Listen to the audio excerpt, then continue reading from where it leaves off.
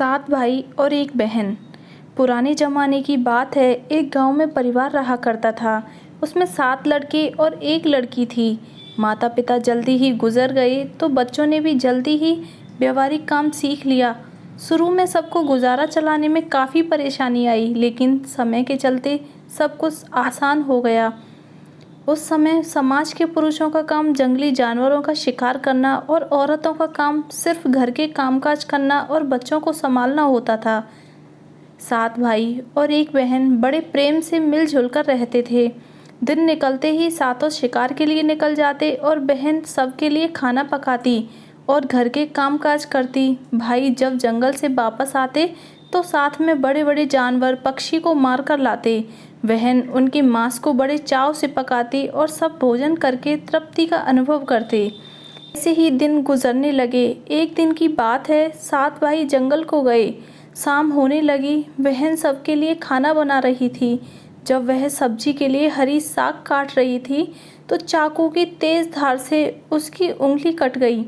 कटी उंगली से खून की धार बहने लगी। उसने सोचा, यदि भाइयों ने देखा तो वे बड़े दुखी हो जाएंगे। मुझे उन्हें यह बात नहीं बतानी चाहिए। खून को अपनी ओढ़नी से पोंछना चाहा, किंतु लगा कि उसके भाई देख लेंगे। फिर उसने दीवार पर पोंछना चाहा, फिर लगा यहाँ तो और अच्छी तरह से दिखाई देगा। वह बेचैन होकर इधर उधर घूमने लगी।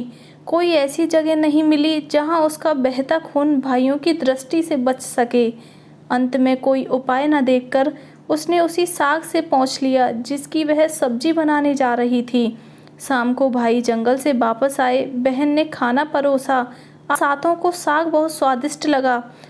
सातों अपनी उंगलियां चाटते रह गए। बहन की पाक कला की तारीफ की।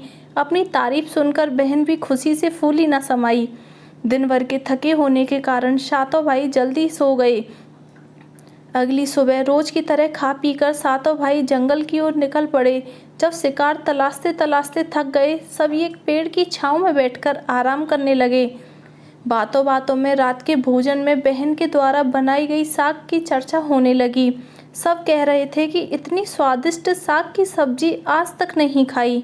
सबने तय किया कि आज इसके बारे में बहन से जरूर पूछेंगे और जान लेंगे कि साग में उसने क्या क्या मिलाया था। शाम को सातों भाइयों ने दोबारा बहन की पाक कुशलता की तारीफ करते हुए पूछा, प्यारी बहन, कल रात के साग में तुमने क्या क्या मिलाया था? बहन बताना नहीं चाहती थी। वह सोच रही थी, अगर उन्हें पता चला कि उसकी उंगली कट गई है तो सभी बहुत दुखी हो जाएंगे। इसलिए उसने जवाब में कहा, कुछ नहीं। बड़े भाई ने कहा, प्यारी बहना, तुम्हें बताना ही पड़ेगा। मैं जानना चाहता हूँ कि हमारी बहन ने इतना स्वादिष्ट साग कैसे बनाया। तुम्हें मेरी सौगंध है। बड़े भाई का सब सम्मान करते थे। बहन को सच बोलना ही पड़ा। उसने धीरे धीरे सारी बात बताते हुए कहा, बस इतना ही, अपना खून मिला दिया था और ज़्यादा कुछ नहीं। यह सुनकर 6 भाइयों के मन में एक कुटिल ख्याल आने लगा। वे सोचने लगे, इसके खून की चंद बूंदें इतनी स्वादिष्ट हैं तो इसका मांस कितना स्वादिष्ट होगा। रात के खाने के बाद सातों सोने के लिए गए। सातों ने फिर उसी बात की चर्चा छिड़ गई। बड़ा भाई कहने लगा, अरे, खून की कुछ बूंदें इतनी स्वादिष्ट हैं तो शरीर का मांस कितना स्वादिष्ट होगा। सबने बड़े भाई की बात में हाँ मिलाया। अगले दिन शिकार के लिए जाते समय सातों ने यह योजना बनाई कि बहन को मारकर उसका मांस बनाएंगे। खूब स्वादिष्ट होगा। सातवें भाई को अपने बड़े भाइयों की युक्ति बिल्कुल भी उचित नहीं लगी। वह अपनी प्यारी बहन को बचाने के लिए बेचैन हो गया। वह खुलकर इसका विरोध नहीं कर सकता था क्योंकि 6 भाई एक तरफ थे। शिकार करने के बाद सभी भाई ने मिलकर एक टीले पर बांस के फट्टों से बना चबूतरा का निर्माण किया। उनकी योजना यह थी कि बहन को फुसलाकर यहाँ लाएंगे, तीर मारकर उसकी हत्या करेंगे और उसका स्वादिष्ट मांस खाएंगे। अगले दिन बड़े भाई ने बहन से कहा, प्यारी बहन, तुम बड़ी हो गई हो और शादी के लायक हो गई हो। मैंने तुम्हारे लिए एक सुंदर से वर की तलाश की है। आज हम उसका घर देखने जाएंगे। तुम्हें भी सज संवर कर हमारे साथ चलना होगा। बहन शादी की बात से बहुत खुश हुई। तुरंत तैयार होकर भाइयों के साथ चलने लगी। चलते चलते वह थक गई। बड़े भाई से पूछने लगी, मेरा ससुराल अब कितना दूर है? बड़ा भाई बोला, बस अभी पहुंचने वाले हैं। दूर से दिखाई दे रहे टीले पर बने चांग को दिखाते हुए भाई बोला, वह देखो तुम्हारा ससुराल, जहां तुम राज करोगी। यह सुनकर बहन आनंदित हो उठी। चांग पर पहुंचते ही बड़े भाई ने अन्य भाइयों को बहन पर खड़ी करके रस्सी से बांस के खंभे के सहारे बांधने का आदेश दिया। सभी मिलकर फुर्ती से बहन को बांधने लगे। बहन असहाय थी। अपने सभी भाइयों को हत्यारे के रूप में देखकर बहन का हृदय हाहाकार करने लगा। वह ईश्वर को याद करते हुए कहने लगी, हे ईश्वर, अब तुम ही मेरा सहारा हो। मेरे सातों भाई मेरी हत्या करना चाहते हैं। इनमें से एक भी ऐसा नहीं है जिसके दिल में मेरे लिए दया और प्रेम है। अपनी बहन की बातों से सातवां भाई बेचैन हो उठा। बहन की पुकार पर वह तड़प कर रह गया, पर 6 भाइयों का प्रतिवाद करने का साहस नहीं जुटा पाया। बहन को निर्ममता से बांधने के बाद बड़े भाई ने सबको बारी बारी से उस पर बाण के प्रहार करने का आदेश दिया। बड़ा भाई हाथों में धनुष बाण लेकर जब प्रहार करने को तैयार हुआ, तब बहन भाई के सामने हाथ जोड़कर करुण स्वर में गाने लगी, मारो मारो भैया छाती में लक्ष्य करके, भैया छाती में लक्ष्य करके, तो तुम्हारा धनुष जंगल को जाएगा भैया, मारो मारो भैया छाती में लक्ष्य करके, छाती में लक्ष्य करके, भैया छाती में लक्ष्य करके। भाई ने कठोरता दिखाते हुए तीर चलाया, पर उसका निशाना विफल हो गया। इसके बाद दूसरा भाई तीर मारने को तैयार हुआ। बहन ने उसके आगे भी हाथ जोड़कर वही करुण गीत दोहराया। उसका भी निशाना चूक गया। इसी तरह सभी भाइयों ने बारी बारी बहन की छाती को लक्ष्य करके तीर मारने की कोशिश की। बहन हर बार यही गीत दोहराती। 6 भाई लक्ष्य भेद करने में असफल रहे। अब 7वें की बारी थी। 6 भाई उसे कहने लगे, पूरी ताकत से तीर चलाना, बहन को एक ही बार में ढेर करना। यदि तुम्हारा निशाना चूक गया तो तुम जिंदा नहीं बचोगे।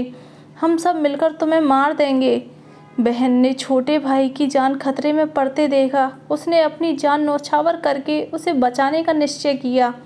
वह ईश्वर से प्रार्थना करने लगी, हे ईश्वर, मेरे भाई का तीर मेरी छाती में भेदने में सफल हो जाए। वह करुण गीत गाने लगी, मारो मारो भैया छाती में करके, भैया छाती में करके, तेरा तीर मेरी छाती भेद जाए, मारो मारो भैया छाती में लक्ष्य करके। छोटे भाई ने तीर चलाया। उसका तीर बहन के मर्म पर जा लगा। वह दर्द से तड़प उठी। कुछ देर छटपटाने के बाद उसके प्राण पखेरु उड़ गए। वह निष्पंद हो गई। अपनी कुटिल योजना सफल होने पर 6 भाइयों की बाँछें खिल गईं। सातों ने मिलकर मृत बहन का शरीर चांग से नीचे उतारा। 6 भाइयों ने मिलकर बहन के शरीर की बोटी बोटी काट डाली। बड़े भाई ने 7वें को जंगल से लकड़ी और पानी लाने का आदेश दिया। छोटा भाई पानी और लकड़ियों के साथ साथ कुछ मछली और केकड़े ले आया। वह अंदर अंदर बहुत ही व्यथित था। उसके भाई बहन का मांस बड़े चाव से पका रहे थे। वह अपनी प्यारी बहन का मांस नहीं खा पाएगा। अगर नहीं खाया तो अन्य भाई उसे गाली देंगे। उसने मांस बनाते समय चुपके से अपने साथ लाई मछलियाँ और केकड़े को आग में दे दिया और अपना खाना जुगाड़ किया। चावल और मांस तैयार हो गए। जमीन पर केले के पत्ते बिछाकर उसने सबके लिए खाना परोसा। छोटे भाई ने पहले ही अपने बैठने के स्थान पर एक छोटा सा गड्ढा खोद रखा था। उसने अपनी पत्तल में परोसे गए नर मांस को चुपके से गड्ढे में डाल दिया और मछली भात खाने लगा। अन्य भाई बहन की हड्डियां चबाने लगे। वह केकड़ा चबाने लगा। जब सबने बहन के शरीर के स्वादिष्ट मांस से अपना पेट भर लिया तो बड़े ने 7वें भाई को झूठा साफ करने को कहा। उसने बहन की बची खुची हड्डियां और शरीर के अन्य भाग जैसे सिर, नाखून, पंजे आदि सभी इकट्ठा करके उसी गड्ढे में डाल दिया और मिट्टी से ढक दिया। कुछ समय बाद उस स्थान पर बांस का एक पौधा उगाया। धीरे धीरे वहां बांसों का झुरमुट बन गया। एक बार कहीं से एक संत आए और उसी बांस के झुरमुट तले छुपकर मल त्याग करने लगे। उसी समय आकाशवाणी हुई, संत दुर्गंध आ रही है, संत दुर्गंध आ रही है। बार बार यह आकाशवाणी सुनाई देने लगी तो संत ने झटपट उस स्थान को साफ किया। उन्होंने झुरमुट में से एक बांस काटा और अपने साथ ले गए। उस बांस से उन्होंने एक केंद्र बनाया। वे उसे बजा बजा कर दिन भर लोगों के घर जाकर भिक्षा मांगते थे। और बदले में खूब सारा उपदेश देते थे। एक दिन संत भिक्षा के लिए बड़े भाई के द्वार पर गए। तब तक 6 भाइयों का विवाह हो चुका था, केवल 7वां कुंवारा था। ज्यों ही संत ने बड़े भाई के आंगन में कदम रखा, त्यों ही संत का केंद्रा स्वयं बोल उठा, नहीं बजो रे केंद्रा, यही है दुश्मन सबसे बड़ा।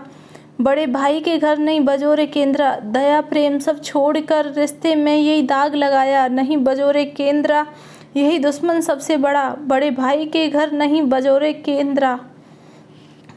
योगी के बाजे से बार बार निकल रही यह रुदन से बड़े भाई के पसीने छूटने लगे।